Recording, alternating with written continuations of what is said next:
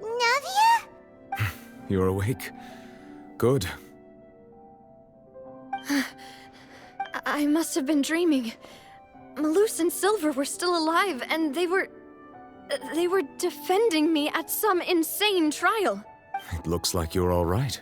Did all the sad feelings cause you to have a nightmare? Paimon could give you a hug.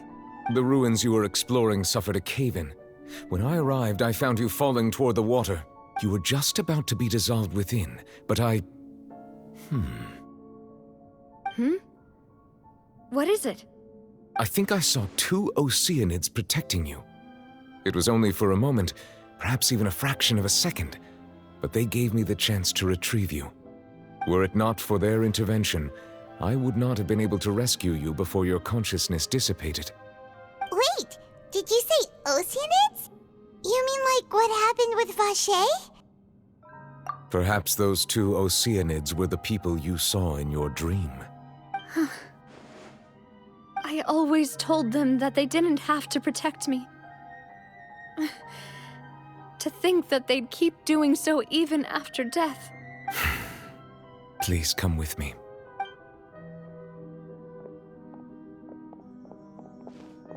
Neverlet, are you okay?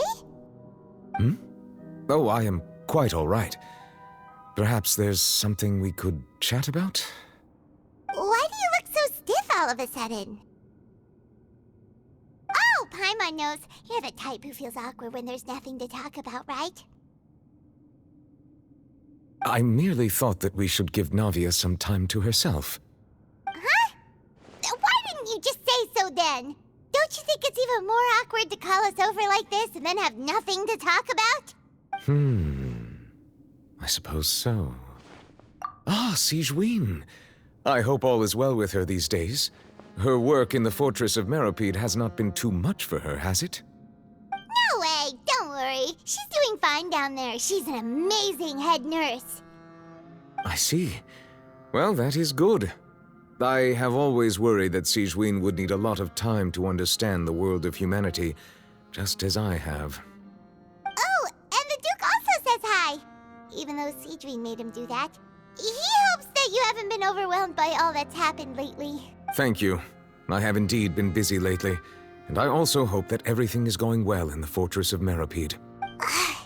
He still doesn't know what to talk about. Let's chat about something else then. So, Neverlet, you're probably quite the swimmer, huh? Yes, of course. This isn't going anywhere. Let's try something else. How did you find these ruins? Did the knave tell you? Yes, in fact. I had arranged to meet you in Poisson, but when I arrived, I discovered that the Fatui were helping the residents evacuate. They had even transported a large quantity of supplies to the area. Amid my astonishment, I ran into the knave, and we had a chat. She informed me that she had asked you to investigate the ancient ruins here. Yeah, we originally planned to meet up with you, but we thought you might still be busy with all those official documents. We didn't think exploring the ruins would take very long, and who would have thought you'd wrap things up so quickly?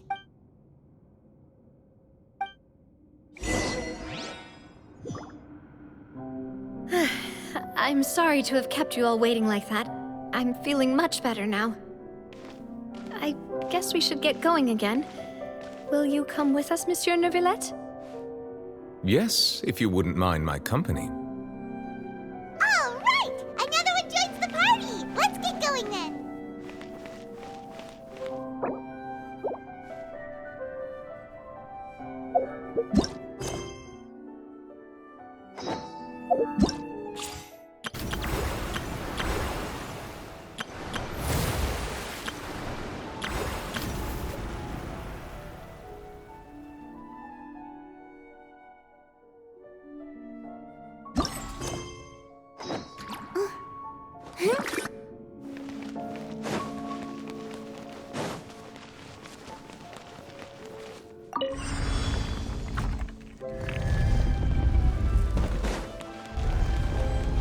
Strike a pose!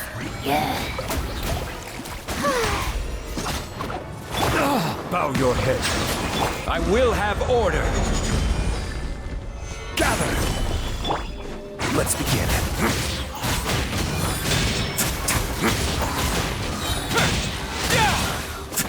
Dada Kundala.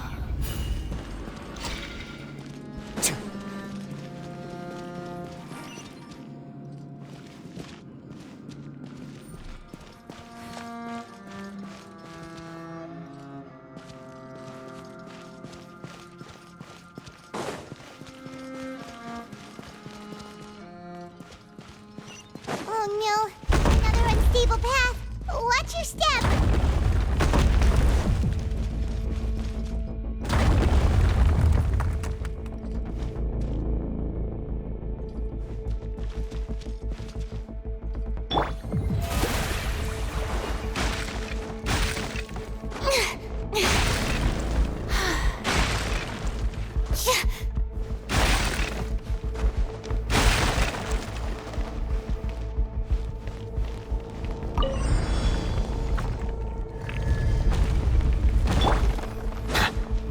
Watch out! There are rocks falling over here!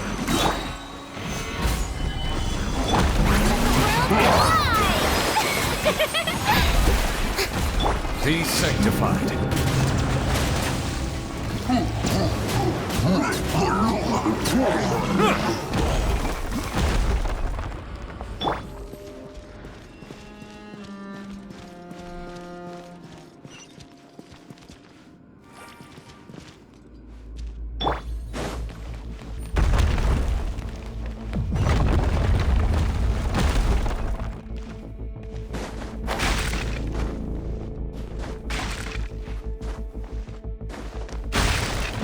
Seems we're almost at the top. Keep it up!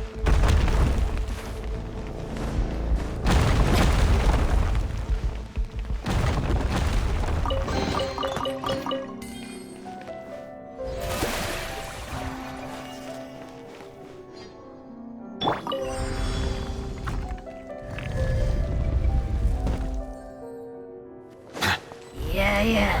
Bow your head. Solidify. Order guide you. Have a safe trip.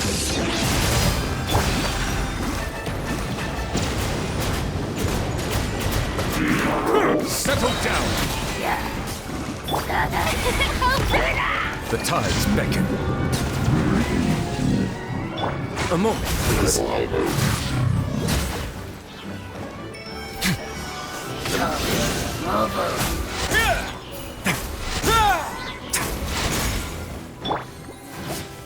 Time to shine! The show begins! Bow your head. Don't run away now. Dada Kundala.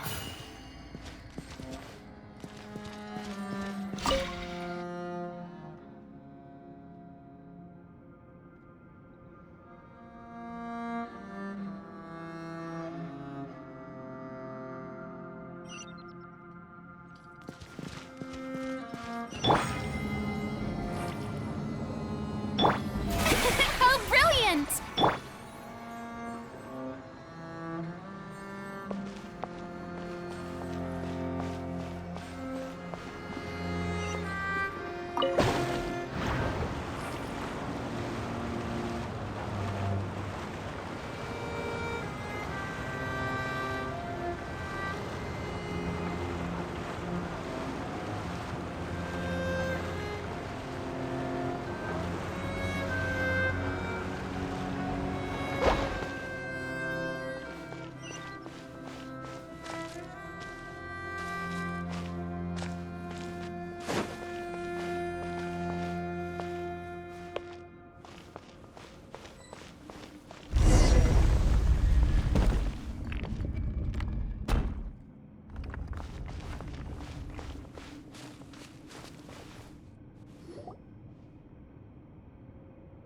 Looks like we've reached the end. This is the place. There should not be any other hidden spaces in the vicinity. The path sure had some twists and turns, but it turns out that this place isn't actually that big.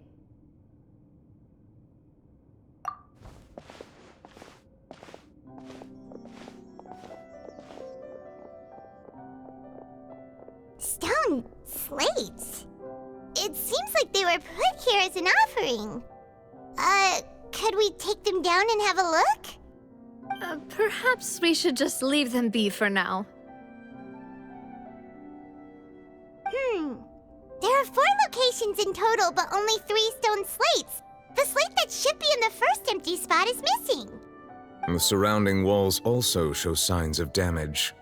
There's something written below. Let Paimon see. Reason dictates that this nation be destroyed.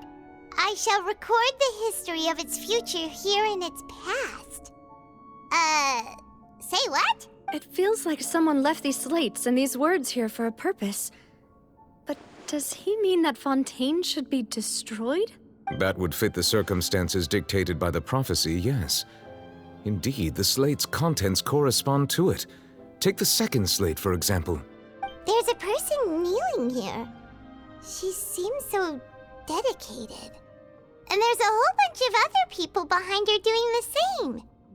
She's facing this... what is this? Some kind of island in the sky?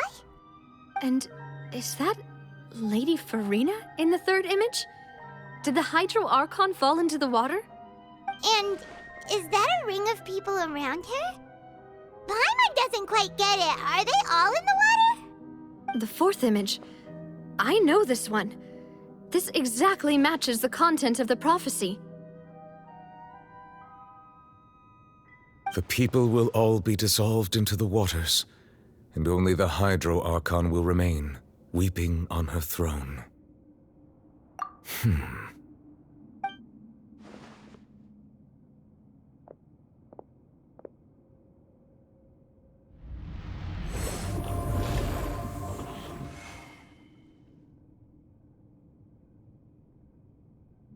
More information should be hidden in these slates, but I fear I cannot easily uncover it, most likely due to us missing the first slate.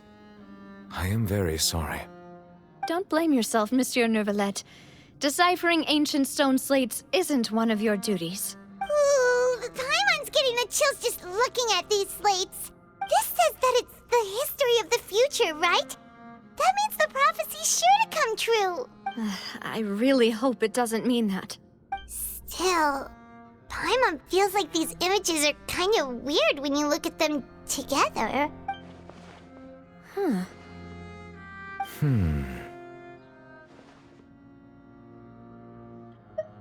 That's right! If the images are in chronological order, shouldn't the fourth, the waters drowning Fontaine, come before the third, where the Hydro Archon herself falls into the water? And yet the order is reversed here.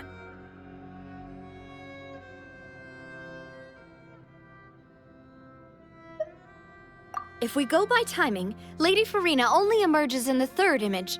That means that the person in the second image might be the previous Hydro Archon. Egeria, then. I had never met her, but her appearance here does match the records. The previous Archon kneeling before the floating island in the skies, as if confessing a sin. Did she herself commit that sin? And if not, why would she be in such a posture? Also, I'm still wondering why these ancient stone slates are here at all. Judging from their contents, could this place be the origin of the prophecy? Does that mean that someone, or some people, once saw these slates? But who would have created these slates and left these words here?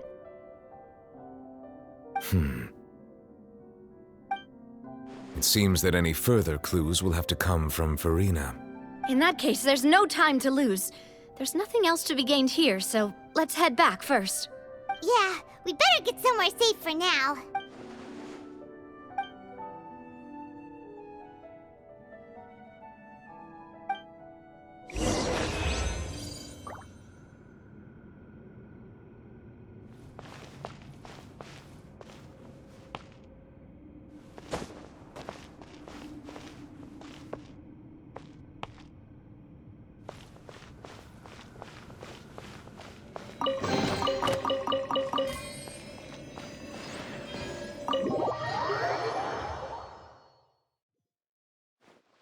let's split up here. I'm going to check on what's happening with the Spina. You know how it is. There's some things you just need to be there for yourself. You still have energy for that, Navia? Paimon's already beat. Just head back to the Fluvsandre and have a rest then. Thanks for keeping me company all this time. I'll depart as well. Thanks for your hard work today. Rest well, everyone. Traveler, I will go talk to Farina tomorrow morning to ask about the stone slates. I'm sure that you're concerned about this matter as well. If you have time, drop by my office. I will share the results of our discussion with you. Are you really gonna talk to her about this directly? Will that be a problem? Paimon's getting a little scared now that it's come to this. She has long been harboring secrets and will not give them up easily, which makes it all the more my duty to ensure that she understands the present situation. Alright, we'll leave it in your hands then. You're probably the best person to talk to her anyway. I will be carefully considering my words tonight. Traveler, Paimon, our safe house at the Fluvsandre is always open to you as ever, so please don't think you're an imposition. All right, I'll be on my way then.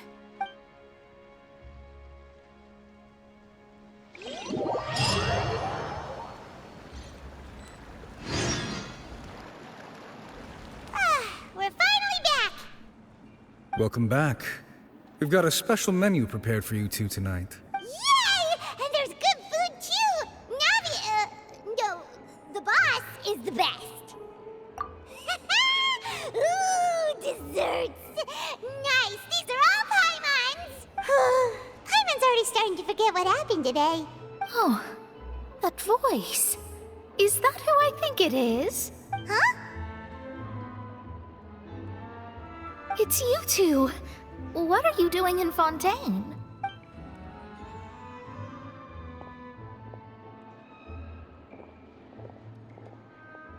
Mona?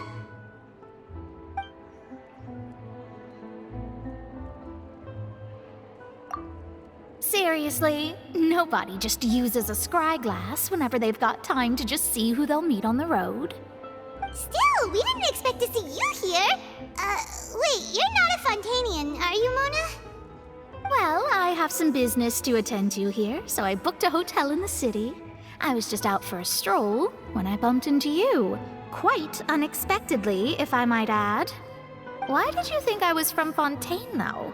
Is that because Magistus doesn't sound much like a Mondstatter surname? Yeah, let's go with that. Well, I used to have my own surname, which was, well, some other thing.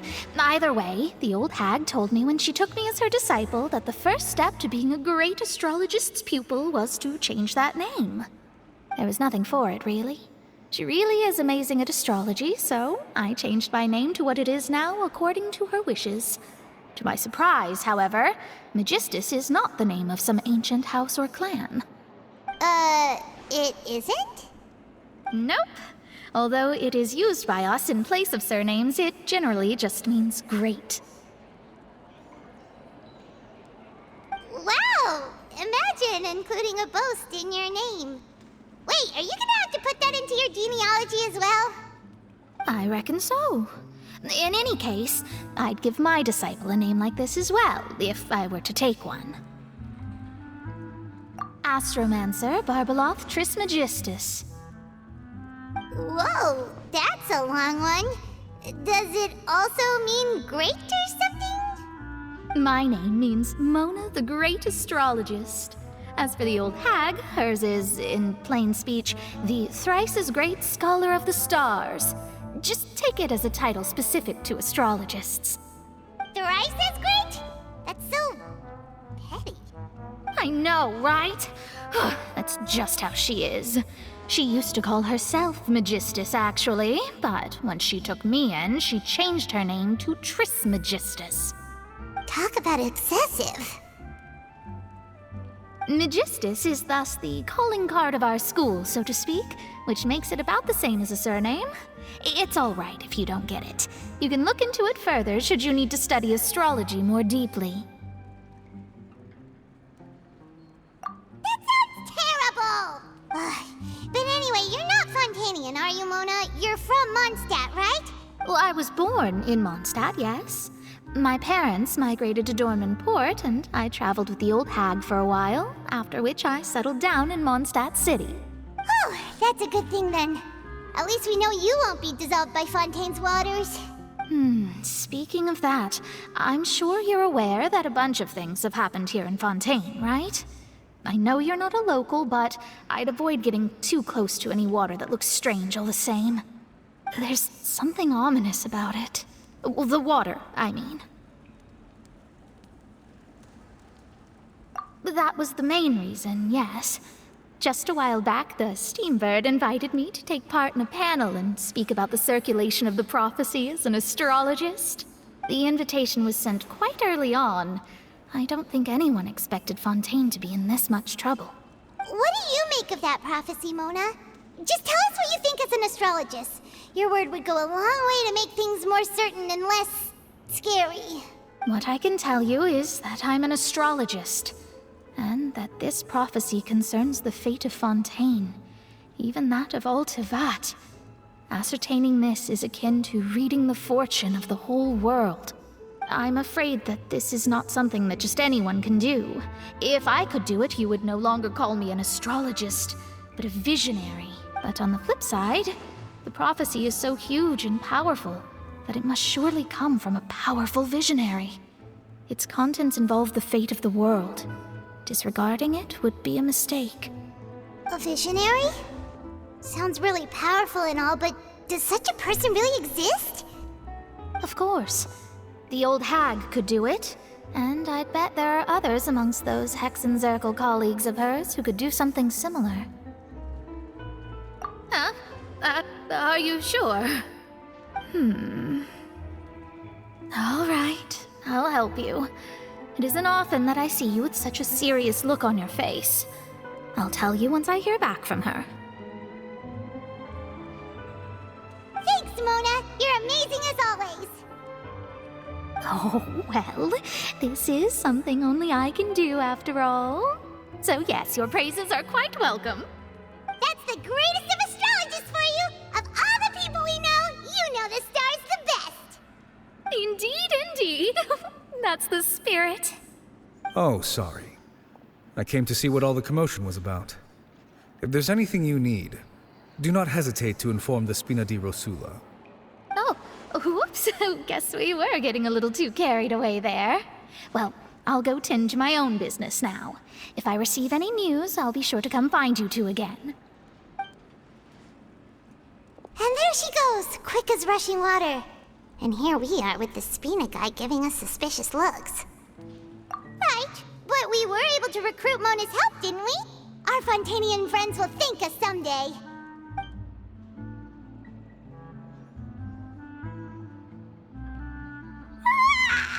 Good morning. To be honest, I'm still feeling kind of sleepy. But it's time to get up, Traveler. We agreed to go see Neuvillette, so let's pack it up and get going.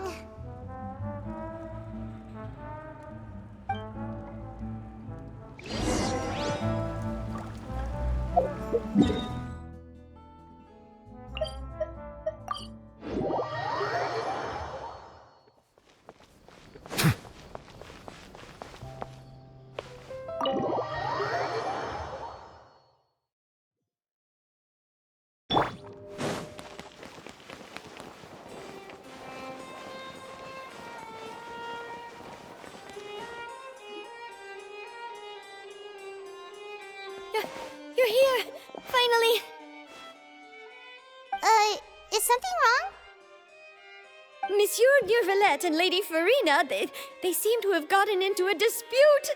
Please go see for yourself.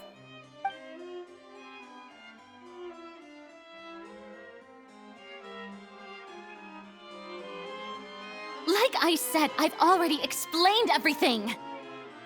And yet the problem has not been properly solved. There is little space for excuses between us. It is not my intention to offend you, but please, tell me where you stand. You are the Hydro Archon Focalor, are you not? Look at this. This is a list of the victims from the recent Poisson incident.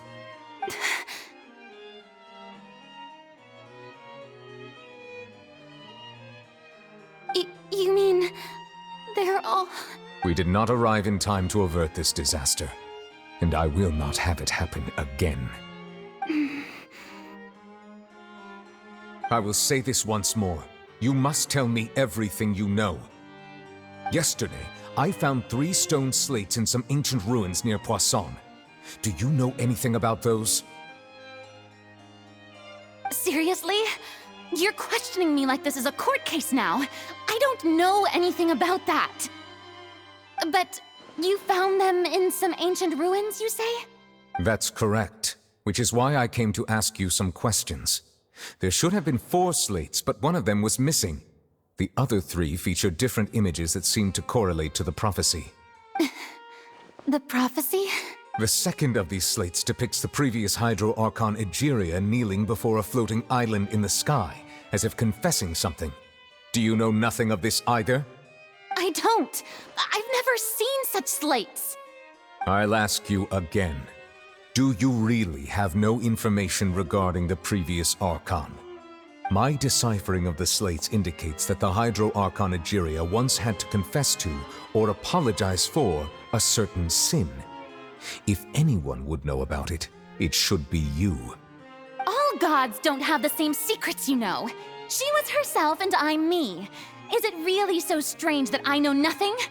I understand your concerns, but I'm sorry. I just don't have anything to tell you. Forgive me for saying this now, Lady Farina, but I have long known of your various secret investigations into certain matters. There are several indications that you have been investigating the prophecy on the sly. This is not strange in itself, considering that you are the Hydro Archon. But it is strange that you should also claim to not know any of Egeria's secrets, as well as do nothing following your inquiries. You have never been as superficial as you have presented yourself to be, nor are you a fool. And yet, your behavior is very inconsistent.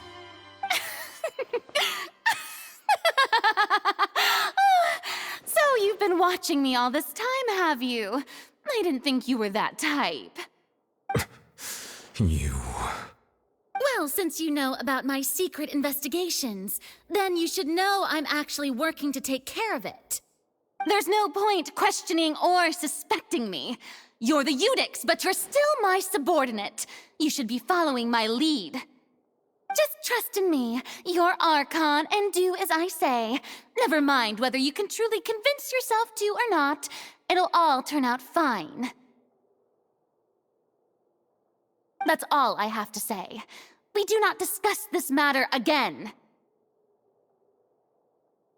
Oh, the opera's about to start. Toodles!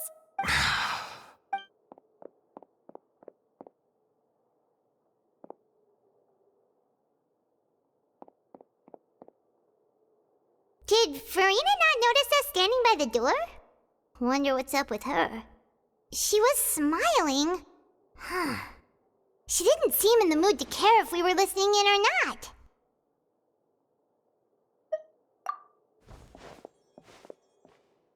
I assume you've been outside for a while now?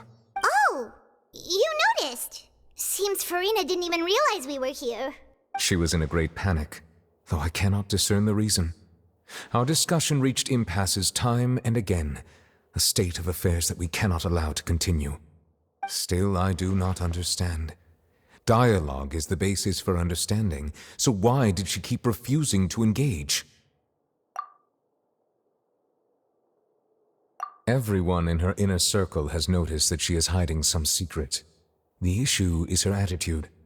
I fear that she will not reveal anything unless absolutely forced to. We may have to create a situation in which she will have no choice but to speak. Oh?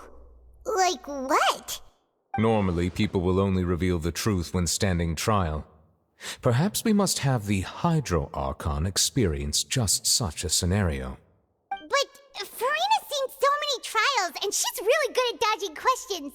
How do we make sure that she won't just slip away at the first chance she gets? We will need to consider this thoroughly, join forces with various parties, and then do what we can.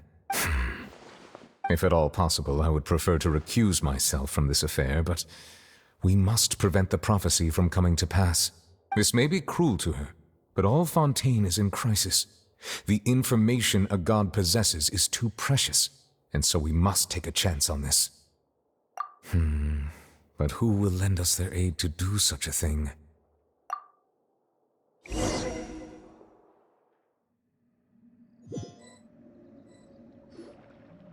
Well, that's everyone, huh? Speaking of which, it was pretty smart of you to think of hiding here. Poisson was just involved in a disaster, so it's presently devoid of people. That naturally makes it the best choice. And here you are drinking tea like it's the most natural thing in the world, huh? That's what families should do. Sit and enjoy a leisurely time together. It's nice to enjoy tea here, you know? Care for a cup? Lend me your ears, everyone. Or perhaps one of you might like to start us off. How about you, friend? Me? No, I don't think I can. Then, how about you, good sir? I fear that I will cause the mood on this boat to become as somber as it is in court. Well then, I guess we're lucky we've got a local like me to organize things. Wonderful, the spotlight at last. I guess I'll be facilitating things from here. That was a little long-winded, don't you think? Oh, you might be right. Anyway, to cut to the chase, our friend here, the Traveler, has brought us together to discuss something. As for what that is, well, let's start by saying that we'll be pooling our efforts together to create a series of traps. Oh, how intriguing. Well, it's just an expression, really. One that I just learned from Chlorand, and used on the spot. So, let's invite her to explain in detail. A round of applause, please.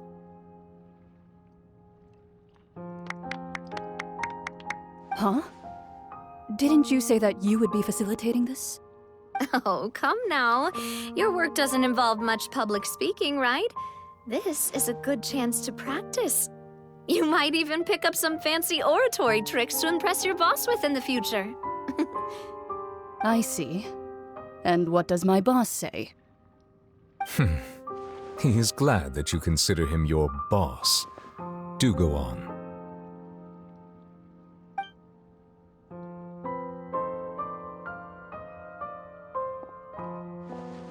In that case, do any of you have experience hunting? Not that I recall. Fremine and I once used a wooden stick in a basket to catch wild rabbits when we were younger. As for Lynette, oh, right. You were sick that day, weren't you?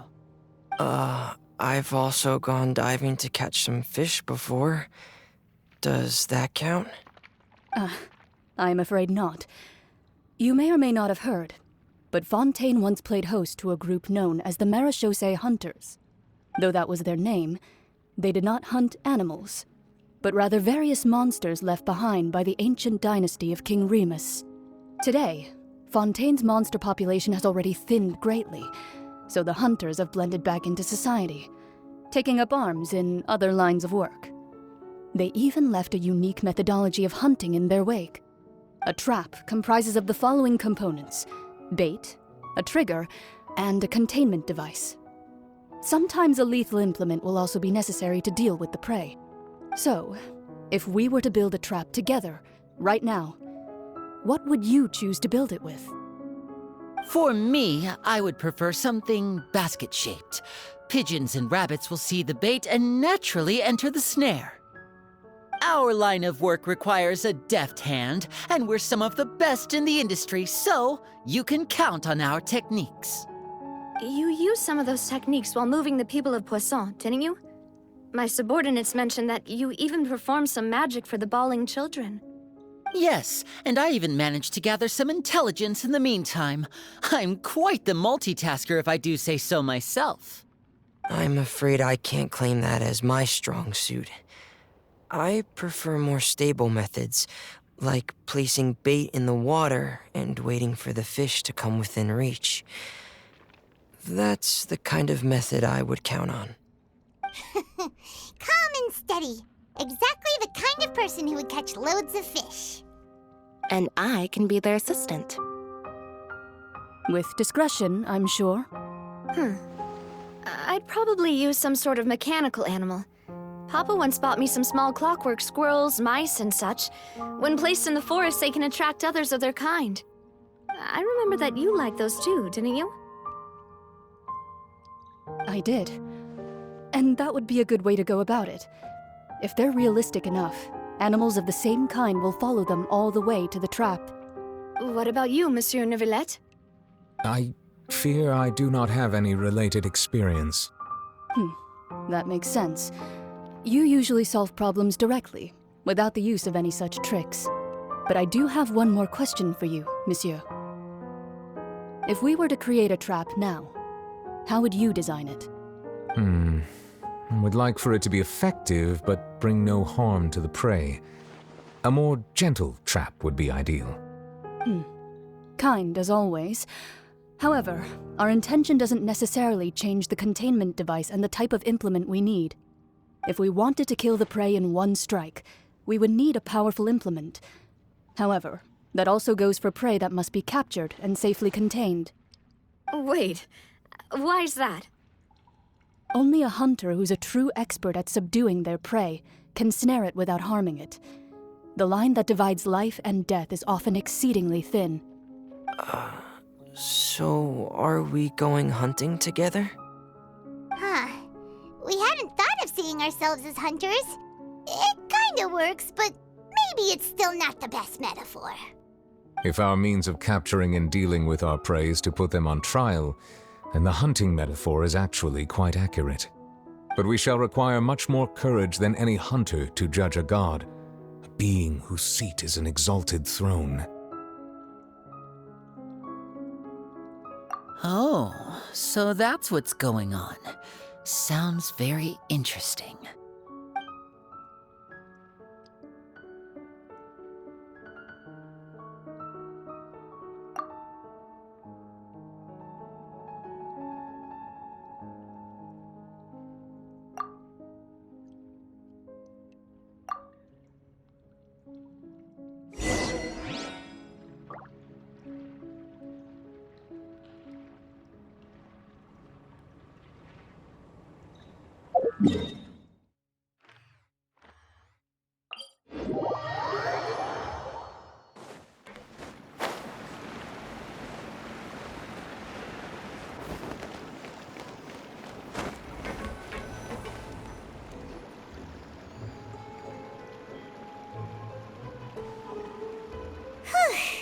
It's been a tough few days, hasn't it? So much has been happening. Paimon didn't think the meetings would go on for so long, but everyone seemed pretty fired up, huh? Paimon thought they'd be at least a little frightened. Well, Fremine was, now that Paimon thinks about it, but everyone else just looked a little surprised.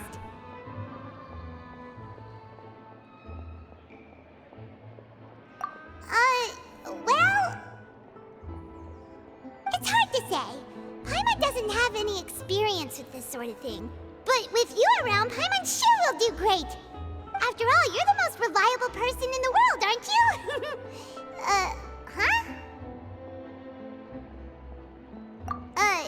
Did you just pour some tea? Paimon didn't notice you doing that at all. Then what's that? Paimon's never seen that cup before. Don't be frightened. I'm just joining you two for tea. I merely refrained from saying anything till now. Who's that voice? But there's no one here. Ah, have you forgotten me already? Wait, you are familiar. You're the voice we heard from the sky in Sumeru. The voice from the sky, I fear that description is wrong. Though, not completely wrong. You're feeling lost now, just as you were feeling previously. I sensed that confusion and thus came to you. Guiding people is an irresistible hobby of mine, after all.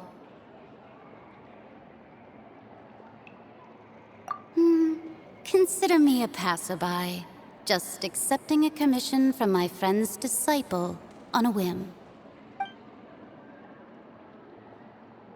The prophecy. Yes, what has been prophesied will be fulfilled. You may view such things as the history of the future. What? Then is there any way we can stop it? I believe you have witnessed a failed attempt with your own eyes. Can everything in Tevat so easily be changed? Ah, so you've caught on. Just as prophecies are usually only the future as seen from the perspectives of the gods, could things be happening in hidden corners where the gods' gaze does not fall? Are the things that you shall see different from the fate that the gods perceive?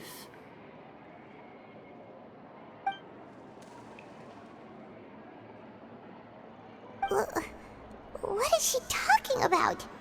It all sounds really impressive and important and stuff, but it also sounds kind of scary.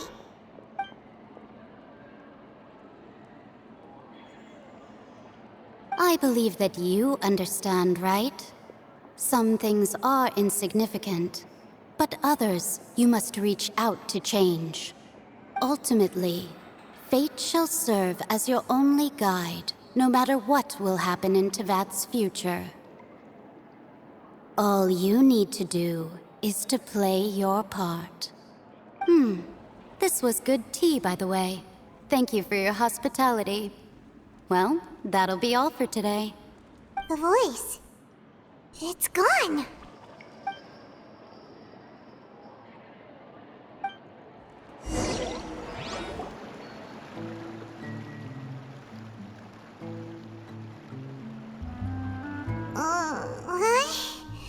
I want to hear someone talking.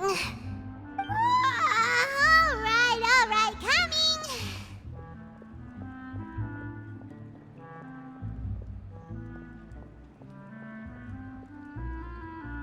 Hey, it's you who's getting lazy, okay? Well, I see I've walked in on some lively banter. Luna! Fine, just fine. I went to take part in that Steambird panel. It turned out to be more interesting than I expected. Not all Fontainians are pessimistic about this. One journalist mentioned that sitting around and waiting for the end to come would be wrong, and that they should make their own rescue preparations. I agreed, so we had a brief chat with her. Did she have pink hair by any chance? Why, yes! It was Charlotte. You remember her, right? That daredevil journalist? I'm in full support of her view. Prophecies are very important, but how can people allow their lives to be commandeered by just a few words? That's right! Paimon's glad to hear something sensible for once. Ah, yes. About what we had discussed before. I did try, but I'm afraid I couldn't reach the old hag. I'll try again tonight, but I wouldn't get your hopes up.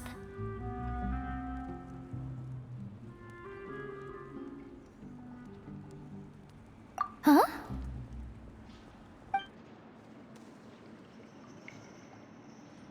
Goodness gracious. Are you serious?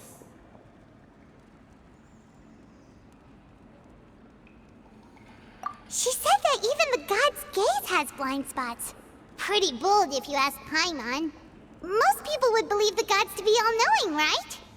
The Hexen Circle members are certainly anything but ordinary. As for the mage named N, the old hag has mentioned her a few times. She said that N's sense of direction is incredible, and that she loves guiding those who are lost. But I've never met her, and if she were still alive, she'd be... well, suffice it to say that the hag's at least a few hundred now, and N's been around for longer than that. Whoa, the Hexen Circle sounds like a scary group. But they must really stay in shape to live so long. Their abilities alone are pretty terrifying. If she came to see you personally, then the problem you're facing must truly be of great importance. Well, it's not like Paimon could understand anything she said. Yes, she was quite cryptic, but I suspect she means that there is still a way to turn things around. She didn't say when or what that would be, though, so... Perhaps it is something that you cannot know right now.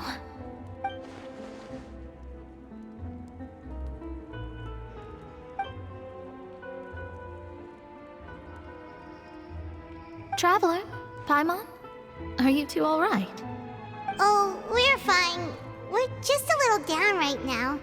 It kind of feels like the end is coming, you know? I see.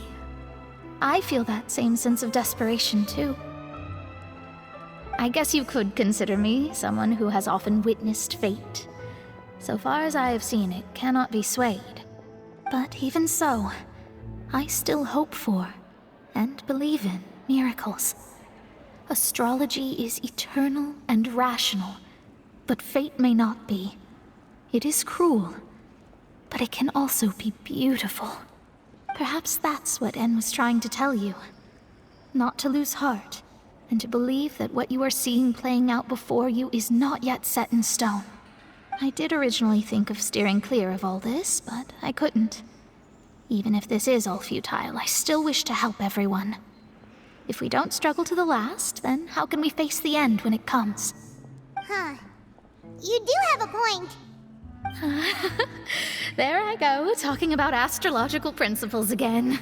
Sorry about that. The moment I start talking about work-related stuff... I need to get going. It was worth trying to comfort you, even if only a little. I believe that you'll help those who are struggling in the same way I did. I suppose that might be why we always seem to meet by coincidence. Paimon feels kinda moved by what Mona said. But also kinda sad, too. Hey, Traveler. Paimon suddenly feels like going outside for a walk. Let's go. Let's walk around the city, shall we? There's a few spots we always like to walk by.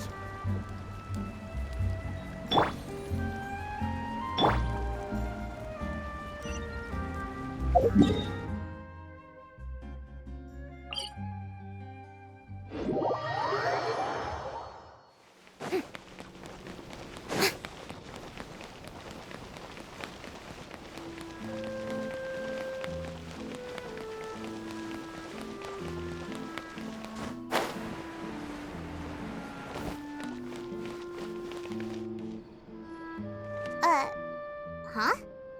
Our names are written in this newspaper. What's going on?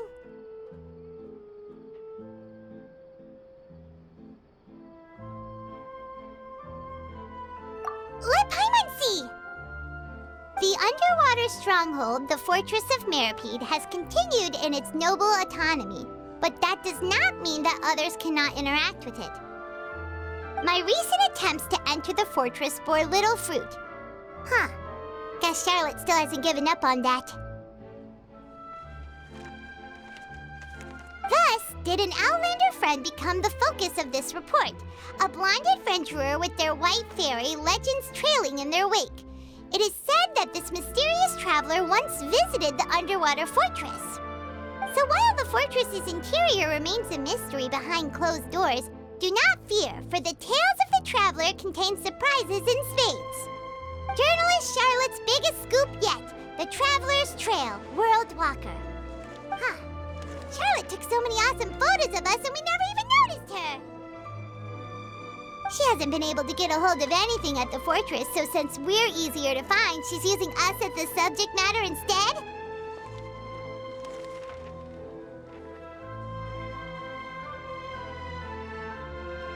Ugh, seriously? Well, fine.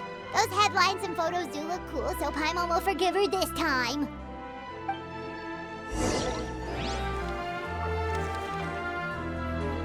We're here!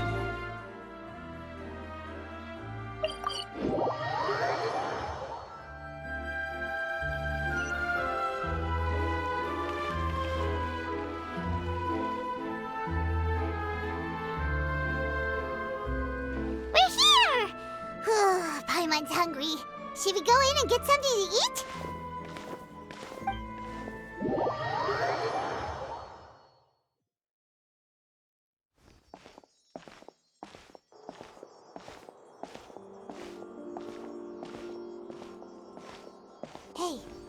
magic! Look! That's the limited edition, only 16 slices a day cake! It was so delicious the last time we tried it! Despite the tense situation we were in, let's give it another go. I'm sure it'll be great! 1 slice of cake, please.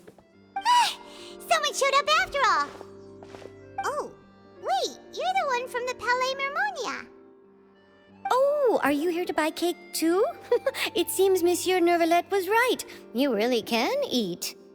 Wait, did he really say something like that? That's right. Even he has his own preferences when it comes to food. As for me, I love the cake and coffee here. Do you come here often? Usually every day. Every day? It's part of my daily schedule, apart from work. I shall have my cake and coffee. Then what if someone told you one day that this place would be closing soon, and you wouldn't get to eat cake here anymore? What would you think? But why would it close? Well, Paimon doesn't know either, but maybe the waters will rise tomorrow. You know, like in the prophecy. Oh, the prophecy. To be honest, I haven't paid much attention to that. No, still, even if there'd be no more cake tomorrow, that wouldn't keep me from having some today. No, it's the same for eating in general. You might not be able to eat tomorrow, but if you can do so today, then you should carry on. That's what people call living, you know. Huh. Don't be sad. Excuse me, could I have 2 more slices of cake to go? These 2 slices are for you. Sijuin said that this kind of expression you're making is what humans call being sad. Oh, you know Sijuin? I sure do. She was born before me, and she sometimes comes to the surface to teach us things about humans. She said that humans are creatures that are saddened easily, yes, and you can only lift their spirits by feeding them delicious food. So please try the cakes here. I've got something else to do, so I'll be going now. You two try to stay in a good mood after eating, all right? Bye.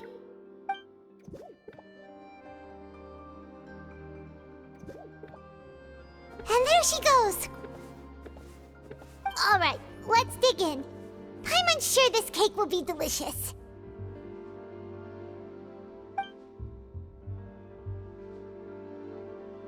It's more delicious than last time! And the flavor gets even better with a sip of tea. It sure would be nice if we could come again tomorrow. Sure would be nice if we could always eat delicious food here. Art is the key ingredient in fine dining. Forget about me. This is about what you want.